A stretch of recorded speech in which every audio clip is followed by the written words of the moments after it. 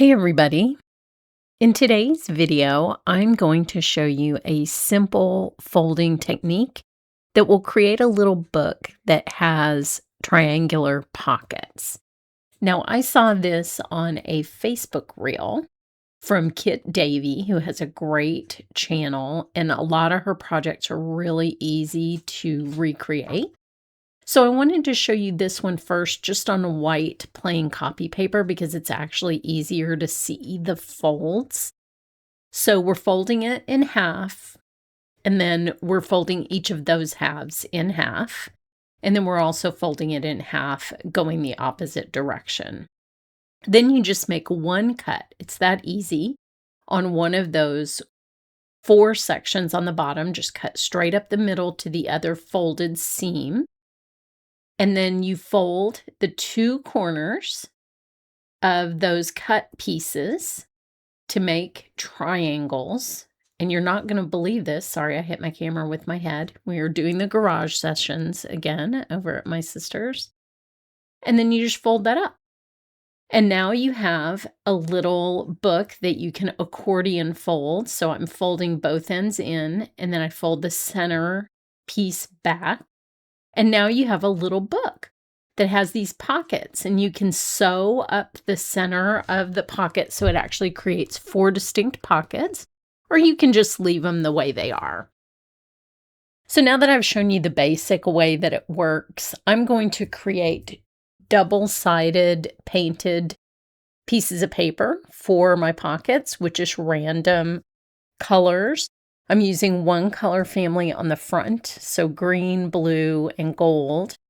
And then another contrasting set of colors on the back, which is going to be some really bright pinks and golds. So there'll be a little bit of continuity with the gold, but for the most part, they're going to be very, very different, and you're going to see why I'm doing this.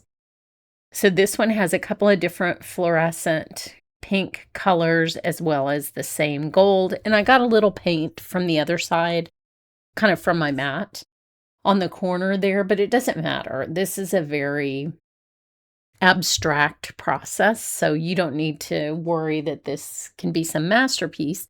But of course, you can also use double-sided printed paper that you're using for scrapbooking or card making. I like these to have different patterns on each side, so that's an advantage for that kind of printed paper. If you've always wondered what to do with paper that has something different on both sides, this is a great, easy little project.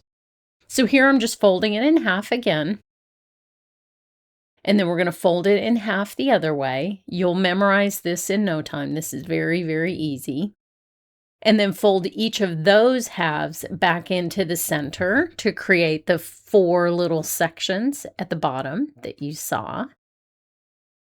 And you can see how these patterns contrast with each other, these 2 different sets of colors, and that's where I'm going. It's very fun. Now, luckily, I have an old silicone mat here because I forgot to remove it, and I just cut right through it.